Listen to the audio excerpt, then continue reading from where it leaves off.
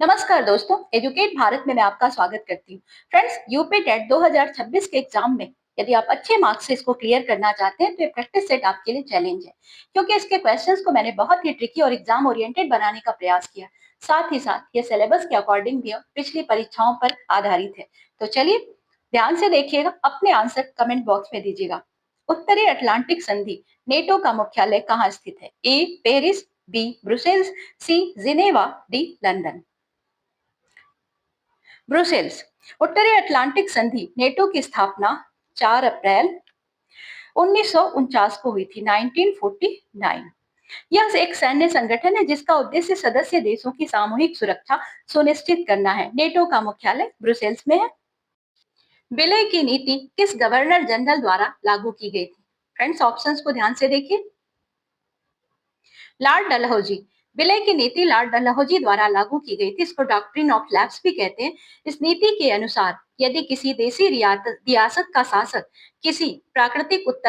बिना किसी प्राकृतिक उत्तराधिकारी के मर जाता था तो उसकी रियासत ब्रिटिश शासन में मिला ली जाती थी। सतारा, झांसी, नागपुर आदि राज्यों का विलय इसी नीति के अंतर्गत किया गया था। कश्मीर में शालीमार बाग किसने बनवाया? अकबर, जहांगीर, शाहजहां, औरंगजेब। जहांगीर। कश्मीर का प्रसिद्ध शालीमार बाग मुगल सम्राट जहांगीर ने 1619 में बनवाया था। 1619 ईस्वी में अपनी पत्नी नूरजहां के लिए बनवाया था। यह मुगल उद्यान कला का एक उत्कृष्ट उदाहरण माना जाता है। दोस्तों, वीडियो को अंत तक देखिएगा, एक भी क्वेश्चन आप मिस मत कीजिएगा, क्योंकि बहुत ही महत्वपूर्ण और रोचक क्वेश्चंस है जो कि एग्जाम में आने वाले। फिरोज तुगलक द्वारा स्थापित दार उल सफा क्या था? पुस्तकालय, खैराती अस्पताल, मदरसा, न्यायालय।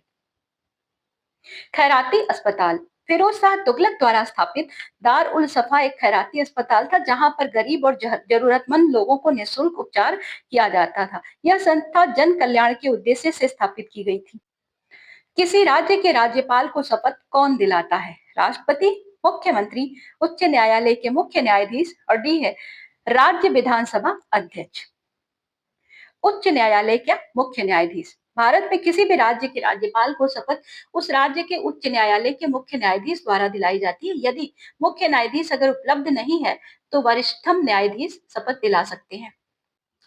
द्वितीय बौद्ध संगीति किसके शासनकाल में आयोजित की गई थी? कालाशोक। बौद्ध संगीति आयोजित की गई थी द्वितीय वाली 383 ईसा पूर्व। कालाशोक के समय में की गई थी। शिशुनाग वंश के ये शासक थे और इनके शासनकाल में वैशाली में आयोजित की गई थी। इसमें बौद्ध संघ में अनुशासन संबंधी मतभेदों पर चर्चा की गई थी। शेख निजामुद्दीन औलिया किस सूफी संत के शिष्य थे? बाबा फरीद। इनका पूरा नाम है फरीदुद्दीन गज ए शंकर। इनके शिष्य थे ये, और इन्होंने दिल्ली में सूफी परंपरा को आगे बढ़ाया, चिश्ती संप्रदाय को अत्यधिक लोकप्रिय बनाया। दिल्ली के निम्नलिखित सुल्तानों में से किसने सिकंदर द्वितीय या सिकंदर सानी की उपाधि धारण की? अलाउद्दीन खिलजी। अलाउद्दीन खिलजी अपनी विजयों और शक्ति के कारण स्वयं को सिकंदर ए सानी या दूसरा सिकंदर कहा था। इसका अर्थ होता है दूसरा सिकंदर महान। और इसका कारण यह था कि इसने बहुत लंबा अपना साम्राज्य फैलाया। इसकी सैन्य सफलताओं को ये दर्शाता है।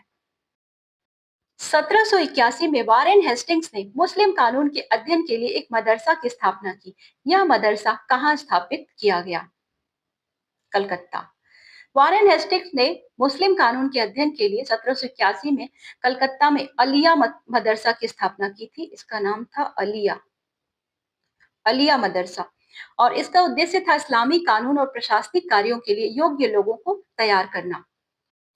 फ्रेंड्स, आपको मेरी व्याख्या बड़ी बोरिंग लग रही होगी, लेकिन आपको एक बात बताऊं, ये बहुत ही काम आने वाली है। जब आप एग्जाम हॉल में बैठेंगे तो आपको लगेगा कि इन क्वेश्चंस से आप अदर क्वेश्चंस को सॉल्व करने में आपको आसानी हो रही है। फतेहपुर सीकरी में पंचमहल किस स्थापत्य पैटर्न पर आधारित है? बौद्ध विहार शैली पर आधारित है। मुगल काल की एक प्रसिद्ध 5 मंजिला स्तंभों वाली ये इमारत है, और इसकी जो संरचना है बौद्ध विहारों, विशेषकर स्तंभ युक्त मठों से प्रभावित मानी जाती है। इसमें खुले क्रमशः घटती मंजिलें, छतों की योजना बौद्ध स्थापत्य परंपरा की झलक देती है। लॉर्ड डलहौजी के व्यपगत सिद्धांत डॉक्ट्रिन ऑफ लैप्स के अनुसार झांसी का विलय किस वर्ष किया गया था? 1854 में किया गया था झांसी का विलय। लॉर्ड डलहौजी ने व्यपगत सिद्धांत के तहत कई देशी रियासतों का विलय ब्रिटिश साम्राज्य में किया और इस नीति के अनुसार यदि किसी शासक की मृत्यु बिना प्राकृतिक उत्तराधिकारी के हो जाती तो उसकी रियासत ब्रिटिश साम्राज्य में मिला ली जाती थी। निम्नलिखित में से किस बाग को मुगल शासन के तहत नहीं बनाया गया था? तो ये इसका आंसर होगा लाल बाग बेंगलुरु। मुगल काल में कई प्रसिद्ध उद्यानों का निर्माण हुआ, जैसे कश्मीर का शालीमार बाग, निशात बाग और यहाँ पर राम बाग आगरा में है। ये सब मुगल उद्यान कला के उत्कृष्ट उदाहरण है, लेकिन लाल बाग बेंगलुरु में है और मुगल काल की स्थापत्य परंपरा से संबंधित नहीं है। फ्रेंड्स, एक बात मैं आपको बताऊं, ये सभी क्वेश्चन टेट के एग्जाम में पूछे गए हैं, टीईटी के एग्जाम में पूछे गए हैं, किसी न किसी राज्य में, उन्हीं को मैंने उठाया है। फिरोज शाह तुगलक द्वारा गरीब लड़कियों के विवाह के लिए स्थापित विभाग का नाम क्या है? तो इसका नाम था दीवान एक खैरात। और फिरोज शाह तुगलक ने जन कल्याण के लिए कई सुधार किए। गरीब लड़कियों के विवाह के लिए इसको स्थापित किया, आर्थिक सहायता प्रदान की जाती थी। इस विभाग का नाम दीवान एक खैरात था। अमीर खुसरो किस सूफी संत के शिष्य थे? तो ये शिष्य थे शेख निजामुद्दीन औलिया के। और अमीर खुसरो दिल्ली सल्तनत काल के प्रसिद्ध कवि, संगीतकार और सूफी संत थे। ये चिश्ती सिलसिले के महान सूफी संत निजामुद्दीन औलिया के शिष्य थे। अमीर खुसरो ने सूफी परंपरा और भारतीय संगीत को जोड़ने में बड़ी ही महत्वपूर्ण भूमिका निभाई। ये प्रश्न बहुत ही इंपॉर्टेंट है फ्रेंड्स, कई एग्जाम्स में पूछा गया, इसको ध्यान से देखिएगा। हनोज दिल्ली दूर अस्त, यह कथन किस सूफी संत से संबंधित है? निजामुद्दीन औलिया, अमीर खुसरो, बाबा फरीद, शेख सलीम चिश्ती। तो ये है अमीर खुसरो से संबंधित। यह उक्ति जिसका अर्थ है दिल्ली अभी दूर है, यह कथन अमीर खुसरो से संबंधित माना जाता है। इसे उन्होंने अपनी काव्यात्मक शैली में तत्कालीन परिस्थितियों और यात्रा के संबंध में कहा था। यह सूफी साहित्य में एक प्रसिद्ध उक्ति के रूप में प्रचलित है। धौलाधर पर्वत श्रेणी निम्नलिखित में से किस पर्वत श्रेणी का हिस्सा है? तो ये हिमालय पर्वत का हिस्सा है और यह हिमाचल प्रदेश में स्थित है। इसको लघु हिमालय का एक पार्ट माना जाता है। इस श्रेणी में ऊंचे और बर्फ से ढके शिखर पाए जाते हैं।